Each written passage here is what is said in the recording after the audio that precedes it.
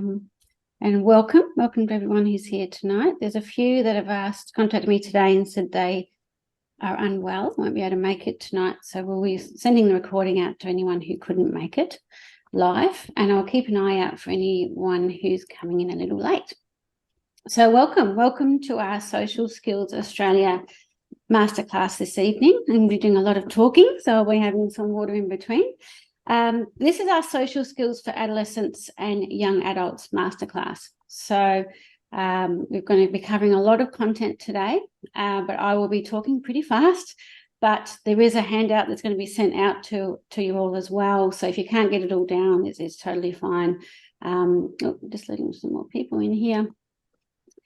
I'm going to be covering a lot, but we'll be sending out the recording, and there's a little handbook that comes out as well. So if you can't keep up with it all, you'll have another opportunity.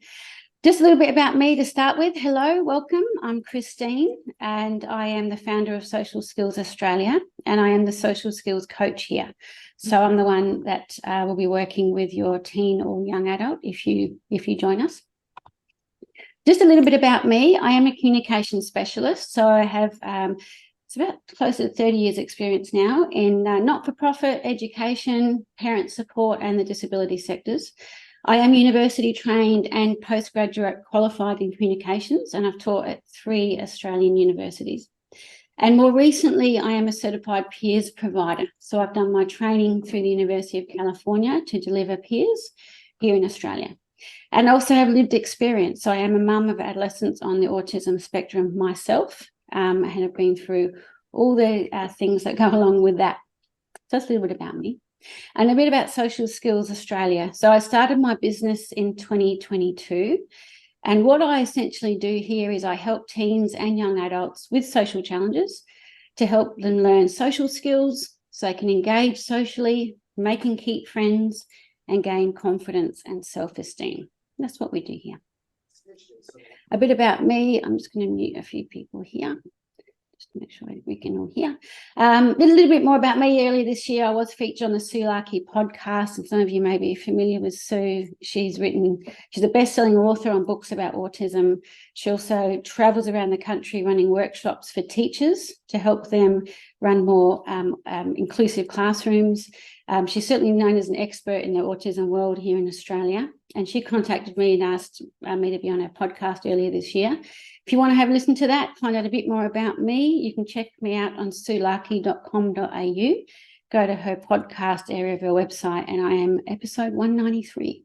And we talked about initiatives and ideas to help build social connection in neurodiverse teens and adults. So you can get a bit more about me there as well. But a few years ago, this is my little bit about my story. My own teenage son came to me and asked me for help with social skills. He said he felt awkward and he didn't know what to say in certain social situations. He had only had one friend since he was really little. He still has that friend, actually. But he said that making new friends was proving difficult for him. It was less obvious in his primary years, for sure. This was just as he was coming into high school, and that's when he really noticed that he needed some help with social skills. So I did the mum thing and I tried everything. I went to the school, and he was 13 then. He'd been at our school since he was 5, and said, what social skills training do you have? And they said, well, nothing for teenagers. We looked at psychologists. I did a lot of online search, spoke to speech therapists and occupational therapists. I thought maybe I can teach him some social skills myself. So, trying to look at all these, explore every option. And then I found this, which was amazing. I found this amazing course created in the Seville Institute for Neuroscience and Human Behaviour at the University of California. And I found this peers social skills group for adolescents. And it was specifically what my son needed. The content was exactly what he needed help with, and it taught him exactly how he learns. So he and I did the course. So the parents do the course alongside the teenagers with peers. So we did the 16-week course online with me as his social coach, and it was amazing. Just admitting some more people here. He had a fantastic experience. So pretty quickly, actually, while he was doing that course, I had teachers stopping me in the car park at school saying, he's initiating conversations and asking teachers how their weekends had gone and this type of thing. So he was making new friends. He started playing team sports, got a little part-time job after school, started emceeing at school events, and that's that little picture on the bottom left of that montage there. He became really keen to learn new things. It really opened things up for him, and that's in that bottom right is him learning to do some stuff on my car. And he just became a lot more happy, a lot more socially confident. And as you'll hear from I've got some testimonials from peers' parents later in this session tonight. That is a really typical response to doing peers. They get more socially confident, they're happier, they're making new friends. That picture in the middle there was his birthday party, and everybody came, and he just became a lot happier and chilled. So I was sold on the peers program. I thought, this is fantastic. I've worked in communications all my life. So this is the school report he got at the end of last year. There's a lot of really cool things in there, but in particular, that line towards the end there is what I wanted to show you guys, that his teachers were telling me that his social skills had grown exponentially. Certainly we were seeing that at home as well, but fantastic to see that his teachers at school were seeing it. So life is getting pretty good for my son. So I was sold on the peers program. So I did my training at UCLA myself, and now I am a certified peers provider. And if you go on the UCLA website, you'll find me under their certified provider pages as the certified provider for Queensland, Australia. So today, my promise to you today, I'm going to show you the 5 steps to making and keeping friends you can start using with your young person right away. I'm going to demonstrate why social skills training is necessary, why it really is so important for your young person. And I'm going to give you a bit of a base understanding of how social skills training works. So there's a reason why it works so well, and I'm going to go through that with you tonight. So in return, this is what I'm asking of you. Just listen carefully, take notes if you need to, but just remember we are going to be sending you some materials or follow-up as well. Keep an open mind. So a lot of what we teach in peers is really contrary to what is taught in schools. It's contrary to how I was taught as a child, how to handle bullying and things like that. Some of the strategies here are proven. They're very research-based, but they might not be what you're used to hearing.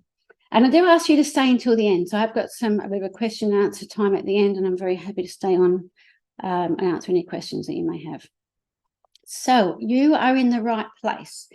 If you're worried your young person doesn't have friends or seems to struggle to keep friends, so sometimes our kids can make friends okay, it's keeping them that can prove to be a bit difficult. Your young person doesn't know what to say in social situations, or if they're missing out on invitations to parties or get-togethers. They're coming home from school saying everyone went to the movies on the weekend, or there's a party going on, I'm not getting invited. You're in the right place. You're in the right place if they're online or gaming too much. This is what our kids often do when they're checking out. The rejection's getting a bit too much. They give up on trying to connect with peers and they just go online instead.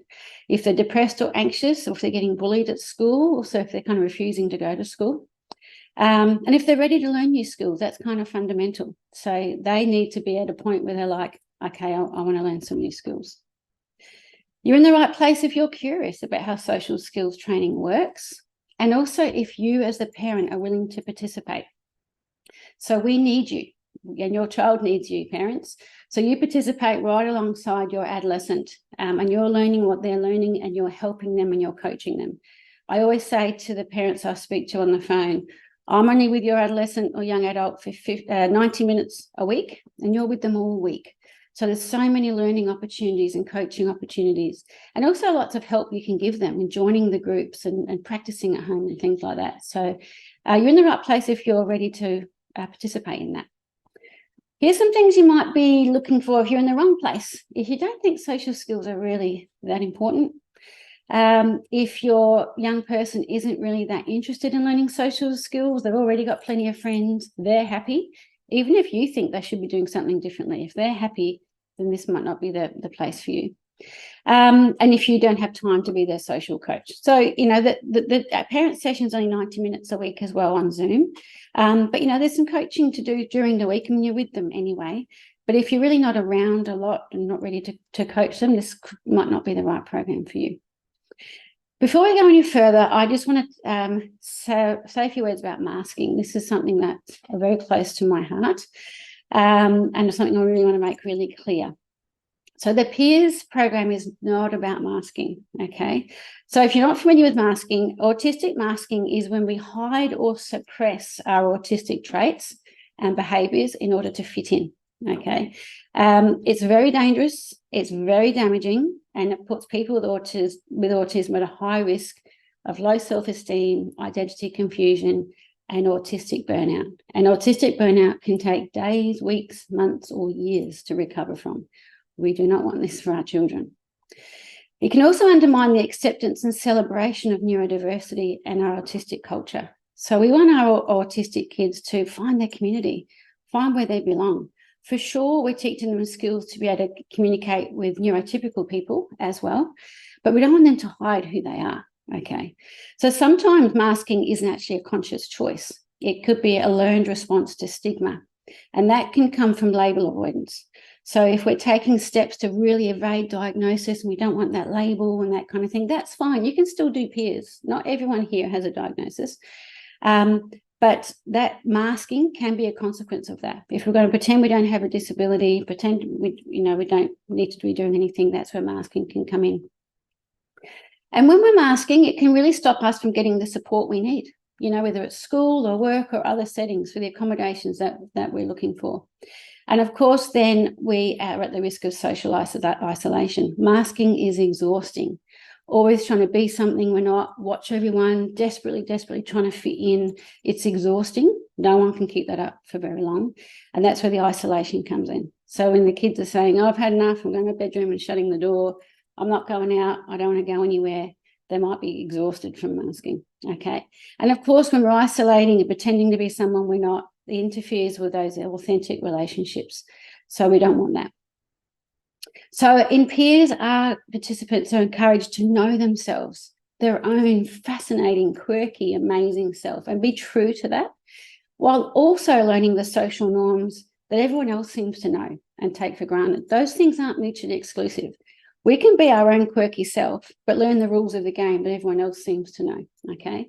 This is not about trying to make anyone neurotypical. You can't do that anyway. It's about helping them understand the rules of the game, those social rules that no one's ever told them. Or even if you have told them, it hasn't really sunk in. The way we teach it to them, they finally get it. There's lots of aha moments of, oh, that's why people do that. So we're just teaching them that. Once they know those rules of the game, they can then make an informed choice. Okay, this is the way the rest of the world operates. These are the social norms everyone else is operating within. Then they can make an informed choice. They can choose to play by that rule or not. Often by the time parents are ringing me, their adolescent has experienced a lot of rejection and they just don't know why. Sometimes these kids are really baffled. So, when they get to go back to school in January and they say, I don't know, those kids were friends with me last year and all of a sudden they're not friends with me anymore. We don't know why. That's because they're not knowing the rules of the game that everyone knows. Once we know the rules of the game, the whole world becomes a lot less baffling. So hiding a disability can be painful and self-destructive. So in peers, we don't focus on our disabilities. We don't talk about them at all. We don't hide them either. We just are who we are, and we're just learning some new skills. Everyone's got strengths and weaknesses. I often say, it's like learning to play the trumpet or learning how to surf.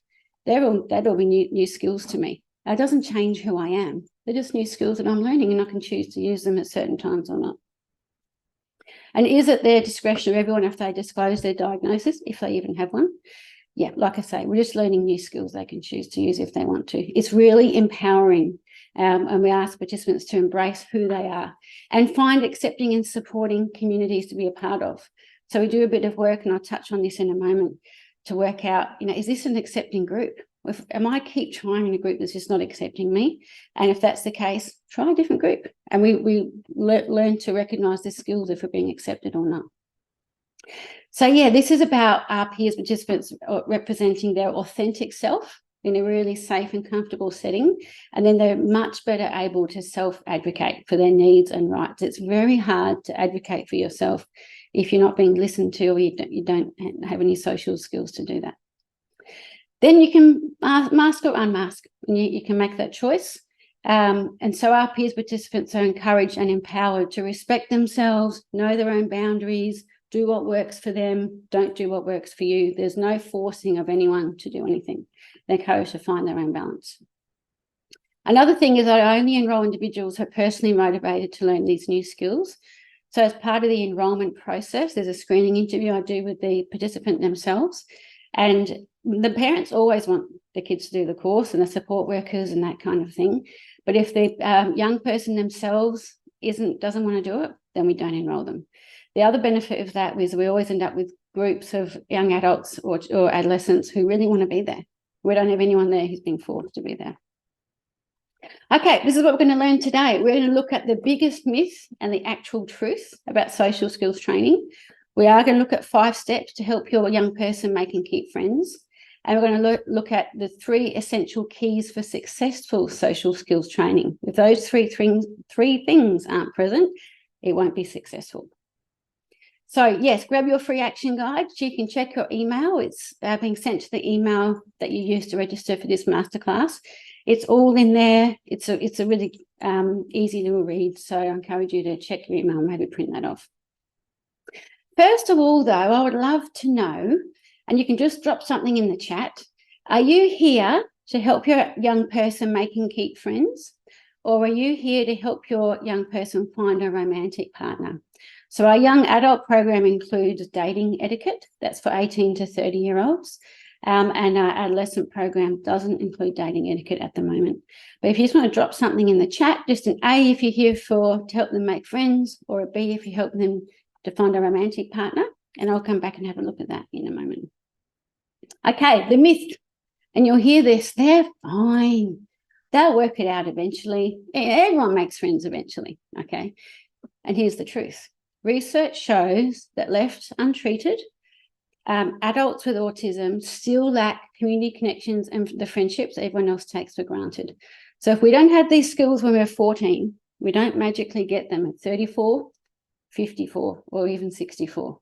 It just doesn't happen, which is why teaching these skills to make and keep friends has significant lifelong impacts for our teenagers. They're just not going to get it by osmosis like other people do.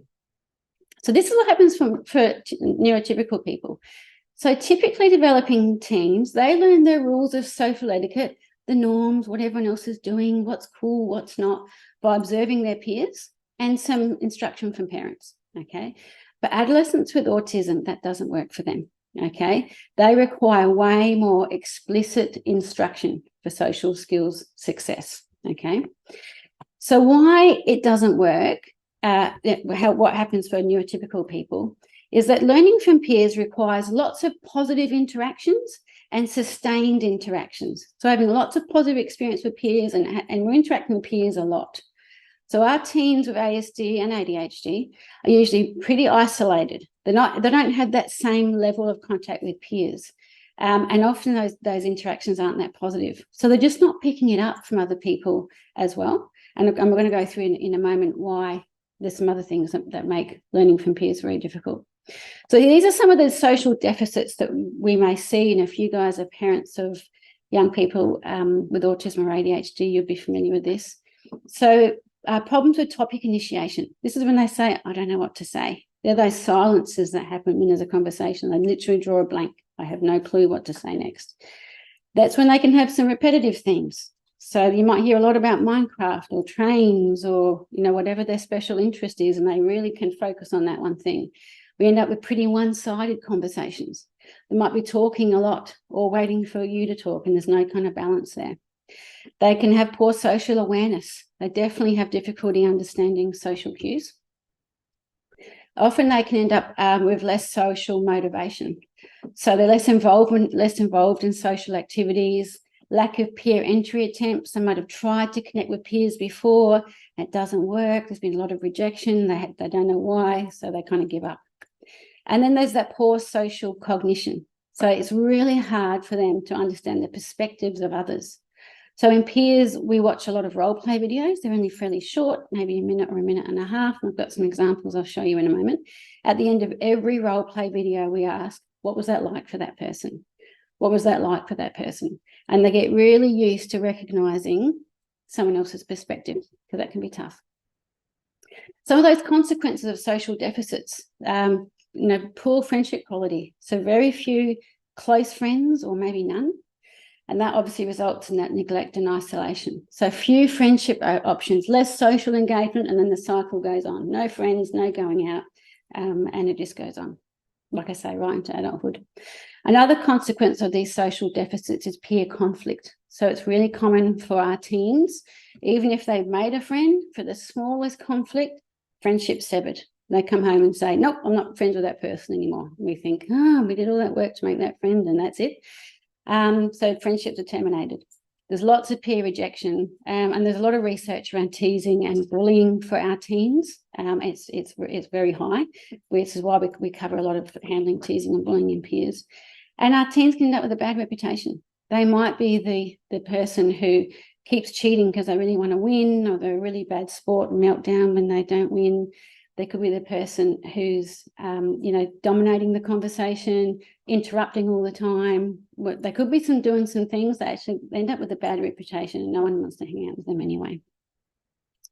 And those consequences are pretty serious. So it's not just loneliness, depression, and anxiety, which aren't great to start with, but that low self-esteem, it can definitely affect academic performance at school and at university. There's a high dropout rate of school for our teens. And even then, further study, dating, obtaining employment are all impacted.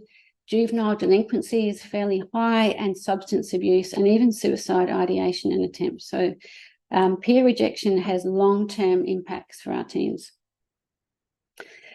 Some more bad news, but we're going to get to some good news soon. Limitations of social skills training. So a lot of social skills programs, and you might have tried some other ones by now, are pretty ineffective, and here's why. First, there's very few programs for adolescents or young adults out there. I know, I tried to find them. They don't really exist. Other programs don't assess the treatment outcome over time, often not assessed at all. But in peers, we actually assess immediately after, 1 year after, and even 5 years after.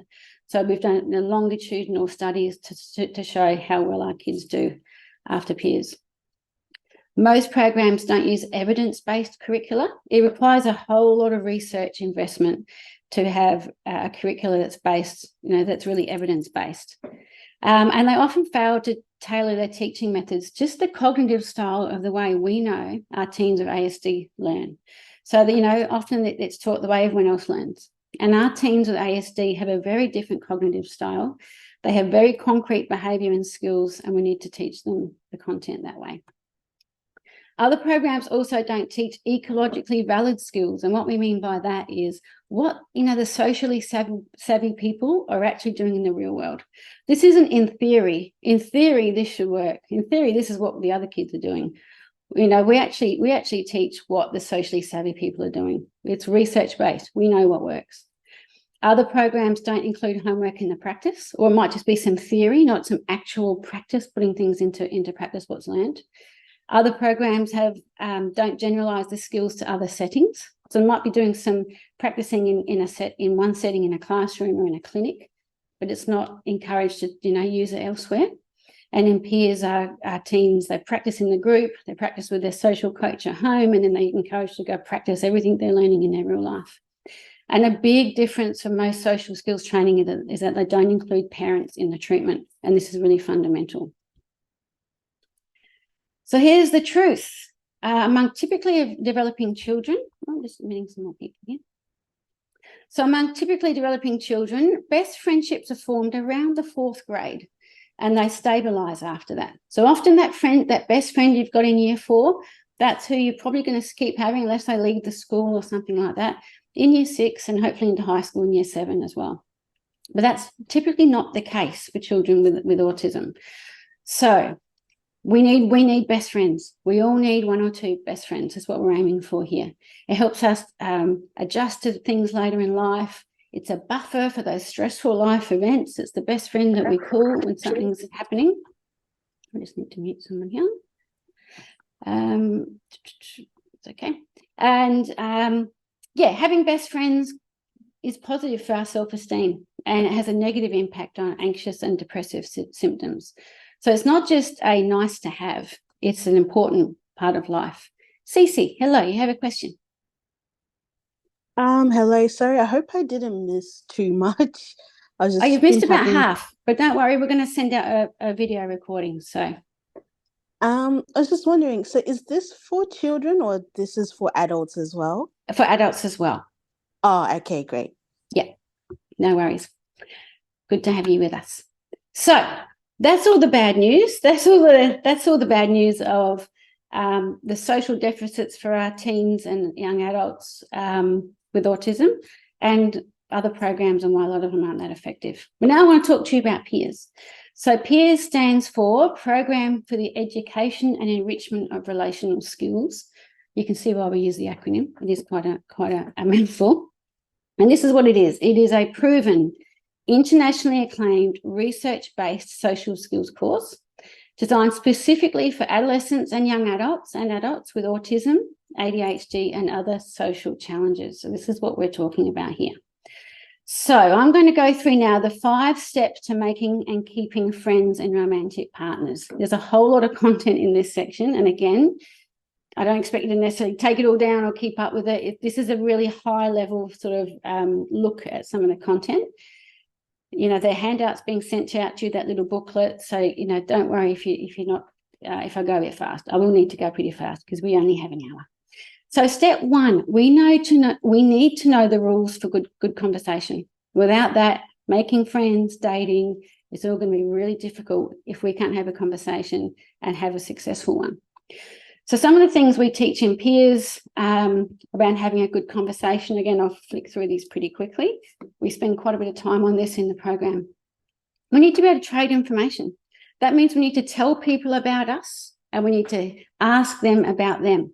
And that's how we find our common interests, by knowing what to ask, knowing what to say. Then we find out, oh, you like sushi, I like sushi. Okay, maybe we should go to that sushi place around the corner. We need to be able to share the conversation. That means that we're not interviewing, we're not conversation hogging, it's not all one way. We need to know how to do that.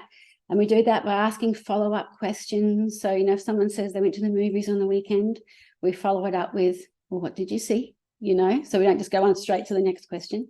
We ask open-ended questions so that, you know, the conversation can flow. We don't hog the conversation. We're definitely not an interviewer. It's question, question, question, question. We don't get too personal at first. When we spend a bit of time on that. What does that mean? And how does that put people off? And we spend some time on using humor appropriately. So here's the thing with humor.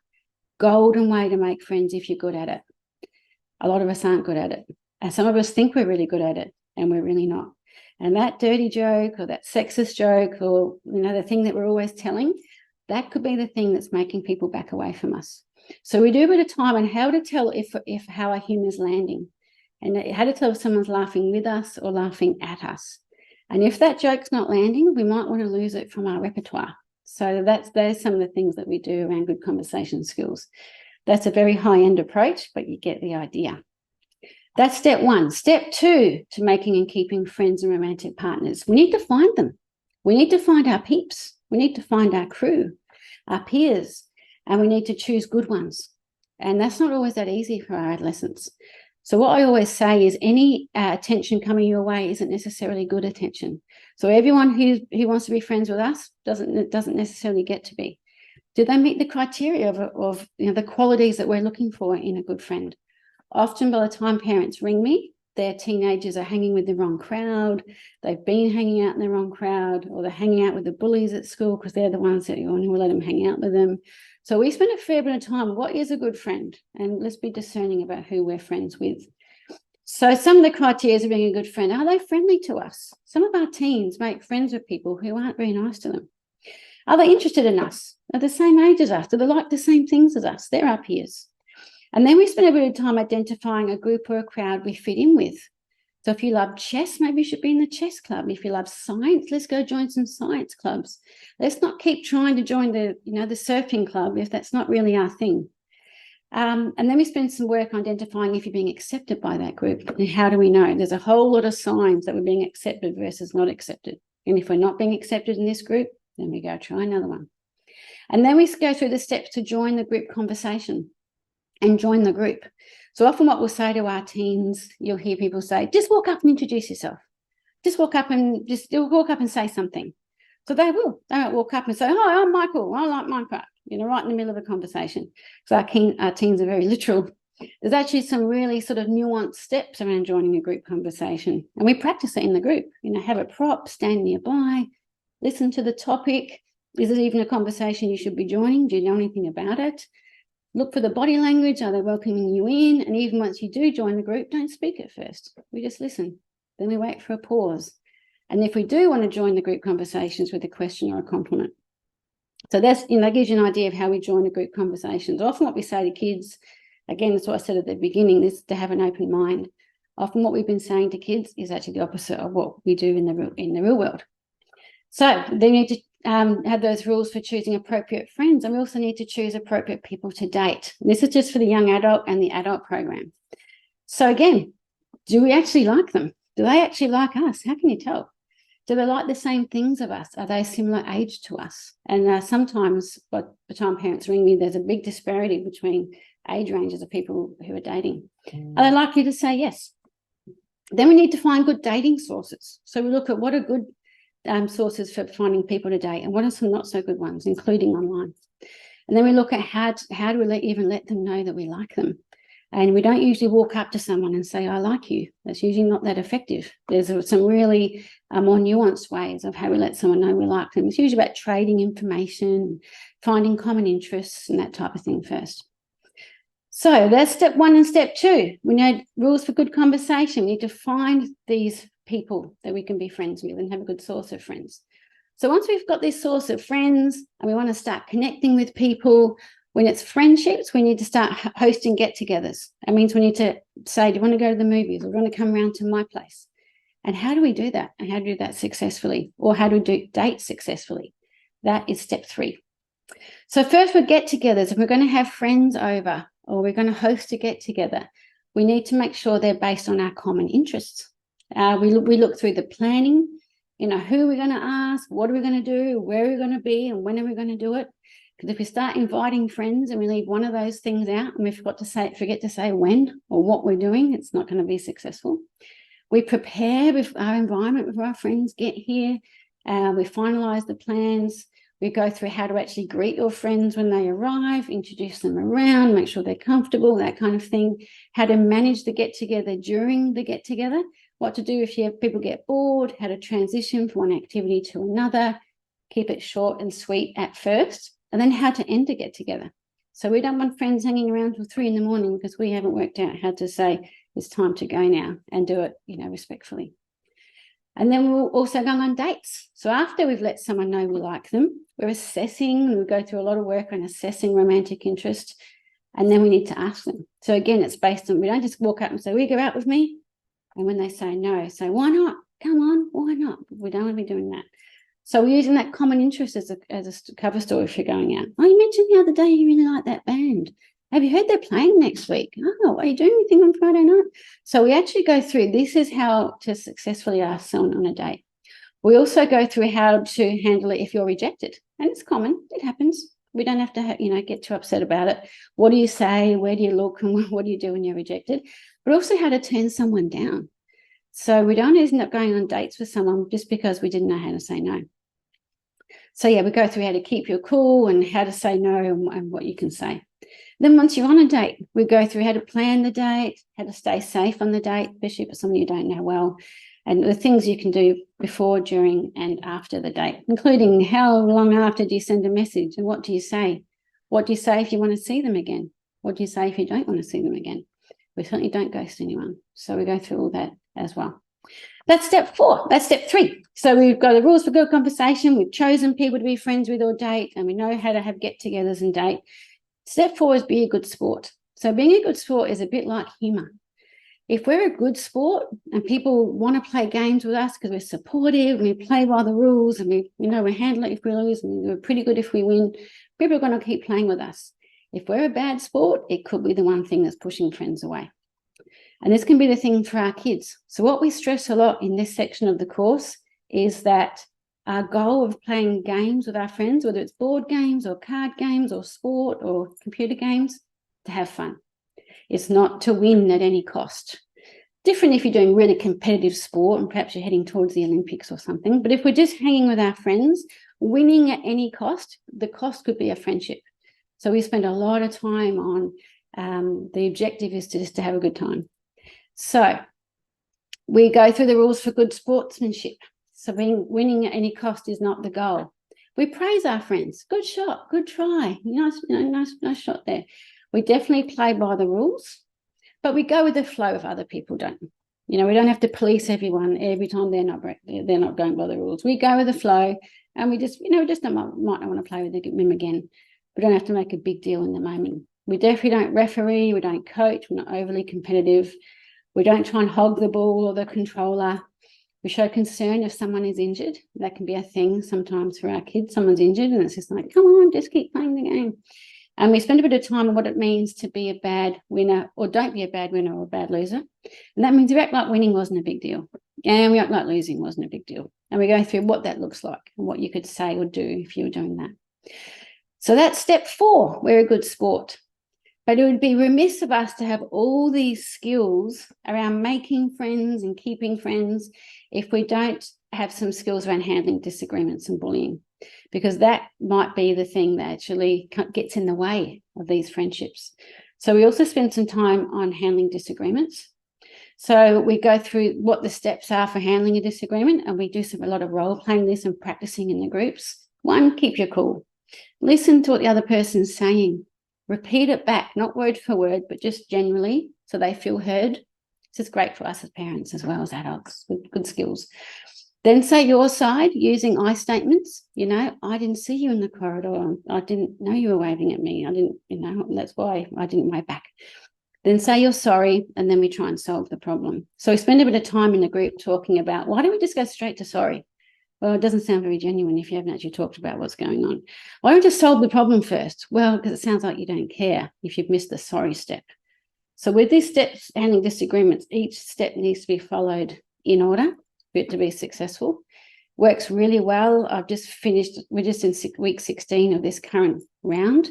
I had a young adult in this group a couple of weeks ago, said she used this with someone in the group she was in, used it amazingly. And they both got to say, their side of it. They made an agreement at the end of what how to solve the problem, make sure it doesn't happen next time. And they're still friends. This really works. It's a lot better than exploding, yelling out your side all the time, wondering why the other person's not hearing you. Yeah, these steps work really well. And we spend a bit of time on bullying as well. So again, a lot of the things we tell our kids around bullying doesn't work. We'll just walk away, they'll follow you. Tell a teacher straight away, now you give them something else to tease you about, because snitches get stitches. Everybody knows that. So a lot of those strategies just don't work with bullying. So what we suggest, say with teasing, is to give a teasing comeback. So whatever, tell me when to laugh. Is that meant to be funny? So we actually practice using the right tone of, just what we're aiming to do is just shut the teasing down. We're not engaging with the bully. We're just getting them to shut it down. We're not engaging about the topic or whatever they're trying to tease us about. We act like it's lame. Then we walk away. So yeah, there's a whole lot of strategies we have around bullying. And also for indirect bullying, we spend a week on cyberbullying, which is a really big thing for our teens. We spend a week around rumours and gossip and how to handle that. That can be really damaging for our teens as well. So a lot of the strategies you might think of might be to, stand up to the gossip and tell them what it's not true. But now you've just created a whole other thing for people to gossip about, how, Mary confronted Michelle in the lunchroom and they had a big argument. So those strategies don't work either. So some of the strategies we do around gossiping, for example, is to just act like it doesn't bother you, and you mention it to a mutual friend where other kids can hear. Did you hear that rumour that I failed the maths test? Yeah, why would anyone even care about that? Why would they even believe that? And we're just minimising the gossip. It's taking the heat out of it now. You've raised it yourself. No one's interested in that gossip anymore. You're not all upset. You're not getting, crying and angry, which is what the reaction they're trying to get. So this is a very brief overview of some of the content of peers. So they're the 5 steps to making and keeping friends. Conscious of the time, so I am moving through this very quickly. There is a success tip though. We need your parents' involvement. It's really key, that social coach involvement. Let's move up to the chat and see who we have here. Make friends. Okay, everyone's here for making friends. Good to know. I just want to give you some feedback. This actually I literally got today. So if you want to go on my Google, my business page, you'll see it went up today. So this person's daughter graduated with me yesterday. We had all our graduation sort of parties yesterday. And she says the course was exceptional. Chris is the right person to help adolescents to build their confidence socially. My daughter has learned a lot and grown in her confidence. And we as parents learned as well and had a few giggles at some of the social faux pas we do without realising. Yeah, it's an honest and skill-based program. Awesome. Thanks, Michelle. And Belinda's daughter did her course with me this first half of this year. And she said, my daughter has completed the peers program with Chris and we couldn't be happier. She's coming out of her shell with Chris's gentle, positive and wonderful coaching. I have no hesitation in recommending this program. Thanks, Belinda. Now, Hannah, her son just graduated yesterday as well. She wrote that top review a couple of months ago. That Facebook review I saw today. She only posted that today as well. So a couple of months ago, she said it's a beneficial course for ASD teens. Christine has an incredible way of teaching. The growth of my teen is incredible. And today, what did she write? I highly recommend Chris and the Peers program for ASD teens. The change to my son's self-identity, self-belief and confidence, making and keeping friends has been so life-changing. Yeah, that's cool. So she put that on Facebook just this morning, and I came across that as I was getting all this ready for tonight. Caleb, his son was in my last group, and he wrote a review only 2 weeks in. Said he was seeing progress already, which is pretty cool. I would say when my son did peers, I saw some progress a couple of weeks in as well. Rhiannon's son graduated mid-year. She said the peers has been very helpful, amazing people, amazing service for kids who struggle with social issues. And she's seen a huge difference in her son and his confidence within himself. Hey. And the final one, Cindy, she's actually been a special educator. It's not my final review, actually. I've got more on Google, but I just don't want to put it all in here. So Cindy has been a special education educator for over 20 years. And she just said, she highly recommends this course for families of children that have ASD. So thanks, Cindy. Just wanted to give you a bit of feedback from other people. And the final thing I'm going to go through tonight is the 3 essential keys to successful social skills training. These 3 things have to be present for social skills training to be really successful. 1, we need proof it works. We want that. We're not going to do something that doesn't work. So we have an evidence-based curricula. I'm going to zip through this because I'm conscious of time. But if you go on my website, all the research that's been done at UCLA and other universities around the world, actually around peers, it's all there. If you happen to like research, all the peer-reviewed studies are in there and all the journals they've been published in, it's all there. You can delve away and read as much as you like. Just to give the top-end view, so peers was developed at UCLA in 2004 by Dr. Elizabeth Lagerson, who is the associate clinical professor and program director at the UCLA Autism and Neurodevelopmental Disabilities Psychology Internship Program. There's a mouthful. So peers has been translated into over a dozen languages. It's used in more than 150 countries, very widely used. And it's used for ASD, ADHD, anxiety, depression. There's a whole lot of things that the peers program is useful for. I'm just going to give a really quick rundown of some of the research that I found most interesting. So this is a meta-analysis of peers research. That means it's a research of other research projects. It kind of lumps a lot of research projects together, so it's not just one of them. And again, all this is on my website if you want to have a look at it in a bit more detail. But this meta-analysis had a look at a whole bunch of different research. There's 1,386 articles, they looked at, and I just want to touch on some of the key findings from this. So the overall social skills, that SSIS is an international social skills measure. So you'll see in the bottom right there, the control group, social skills was very low, and post peers, as you'd expect, was much higher. Frequency of get-togethers, the control group, pretty much 0. I would have said that was what my son's was as well before peers. And they're averaging around 4.5 get-togethers. That's having friends over and, things like that per month. That's about where we end up, about 1 a week. And then there's some research done when COVID hit, of course, about telehealth delivery. So I offer peers both online and in person. And there's a lot of research that shows how effective this program is when it's taught online. It's definitely very effective. I'll just touch on some some key findings here. So general social skills, this is with telehealth. So, pre-peers is in that below average range and moves up into the average range post-peers. Get-togethers, pre maybe a couple a month, moving up to 7 or 8. As the teen reported, which is quite different from the parent reported. Social skills across treatment modalities, telehealth and in-person. So the telehealth's the blue line and the in-person's yellow, pretty much the same. And then there was a long-term study that was done at UCLA. So this is looking at how peers goes 5 years post-treatment. So my son's probably 2 years post finishing it now, and I can really see this. I'm seeing in him, he is more social now than he was during peers.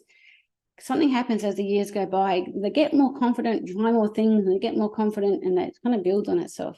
So I've definitely seen it with my son as well.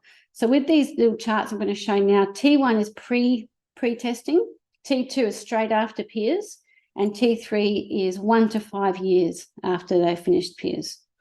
So this is their social skills. So pre-peers, it's at a decreased level there. And then T2 is straight after peers. It's up in the average range, which is great. The interesting thing is 1 to 5 years, it keeps getting better. So on every measure for the teens and young adults that do peers, as the years go by after they finished it, it's not like they kind of level out or even drop off. Consistently, they do better as the years go by. That is put down to the fact that you parents are there as their social coach. So I still coach my son. We'll be driving to dropping him off somewhere, and I'll be, just saying, don't forget to ask some follow-up questions. And, so, the coaching is, doesn't end when peers ends because the parents are involved. Problem behaviours, so they're in that towards the elevated range before peers, and they're dropping straight after peers. They keep dropping well into the average range 1 to 5 years later. And all these other sub-scales, cooperation's going up, assertiveness keeps going up, empathy keeps going up, self-control, the internalizing things less, externalizing things less as well, those extremes. So yeah, we know it works. There's tons of research I could go through, but I just want to touch on some of those key things. It's very evidence-based. You don't have to just go by the parent reviews that you'll see on my Facebook. I think that was my first Facebook one actually today, or my Google review. There's a lot of research. And the second essential key to social skills training success is how we teach it. So we teach, our teaching methods are literally based on how we know teens and adults with autism learn. So that's with making things very concrete. So it's very hard for a teenager if we say with autism, we say, just be more friendly, make more friends, or stop talking too much, or don't send so many text messages. That's too vague for our teens. We break it down. Two is the number of text messages you can send if they don't get one back. You put your phone down and you wait. So we break it down into literally rules and steps. It's black and white, so they get it. They really get it. So we explicitly teach these skills in a very black and white way. We do have a small class format, 6 to 10 students at the most. We have structured lessons. We break it down into rules and steps. There's no vague references here. Then we do some role playing, some do's and don'ts. They watch the role play videos as well. And we have some perspective taking questions, a bit of practicing with the skills they're learning, some social coaching and feedback. They have some homework each week. So they each make a phone call or receive a phone call from someone else in the group. So they get used to, hi, how you going? It's Christine from Peers. How's your week been? What you've been doing? And they're asking follow-up questions. So they're practicing with each other. And then, the coach, parents are social coaching as well.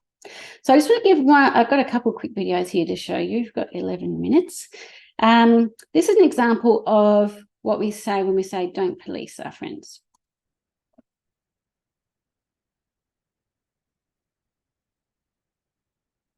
Hey Allison, how are you doing? I'm doing good. How are you? Oh, it's actually I'm doing well, because good is an adjective and well is an adverb, and in this case you're supposed to use the adverb, so it's I'm doing well. Oh, okay. I'm doing well. Yeah, well, it's just for you. So how was your weekend? Fine. What'd you do? Just hung out with friends. So in a typical peers lesson then we would say, so that was Alina on the right and Alison on the left. We would say, what was that like for Alison? With that policing and telling what was that like? Not very nice. What do you think she wants? What does she think of Alina? maybe a bit bossy. Do you think you want to talk to Alina again? No, probably not. So that's an example of a video we'd show where we don't want to police our friends. I think I've just got 2 more videos to show. This is how we don't ask someone if they're dating anybody.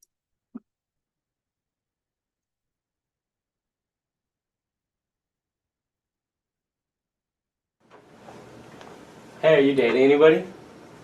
Excuse me? I just wanted to know if you're seeing anyone.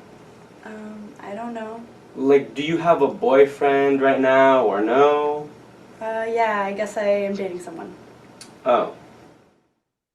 So yeah, again, we'd say, what was that like for Alina that time? Not too good. Felt a bit bossy. He wasn't really listening to her. What do you think of Gabe? Bit too full on. The questions were just out of nowhere, not in any context. So we have a chat about that. Would you want to talk to Gabe again? Yeah, probably not. And then this is the last video I'll show. This is how we ask. This is a good example of how to ask someone if they're dating anyone.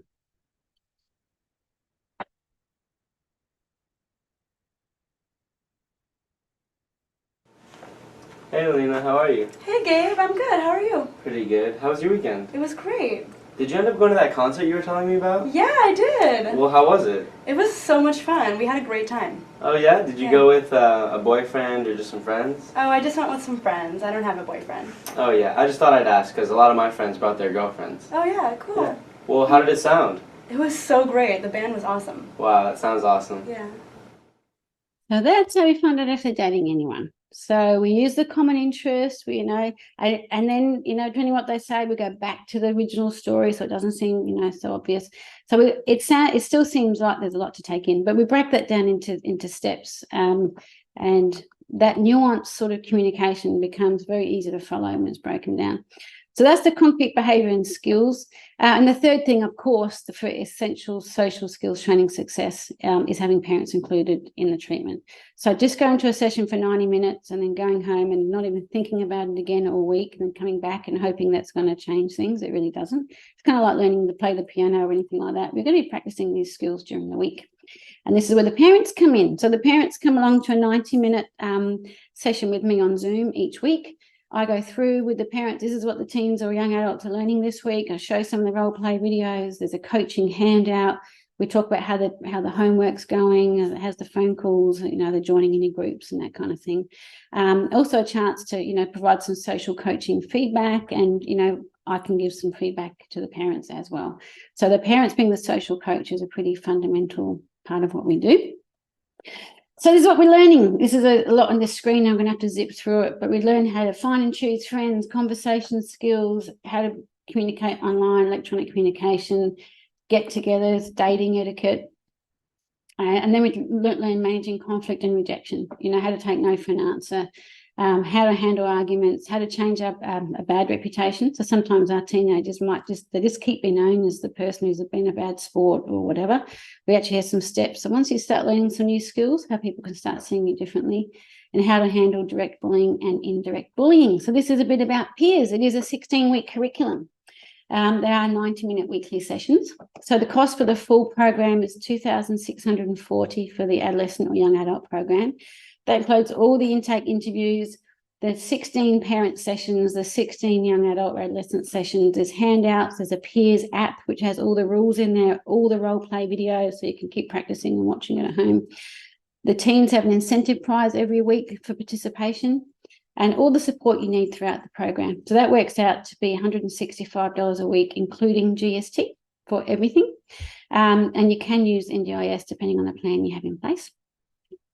So our next intake, we only have intakes in February and July each year. So that was my July group. We just wrapped up this week. So our next intake is February 2024. Some of those groups are almost full or half full already. We have an in-person group if you happen to be here on the Sunshine Coast. That's on Tuesday morning for teenagers. And then we have a Tuesday afternoon program, 4:30 p.m. for people that want to more participate after school.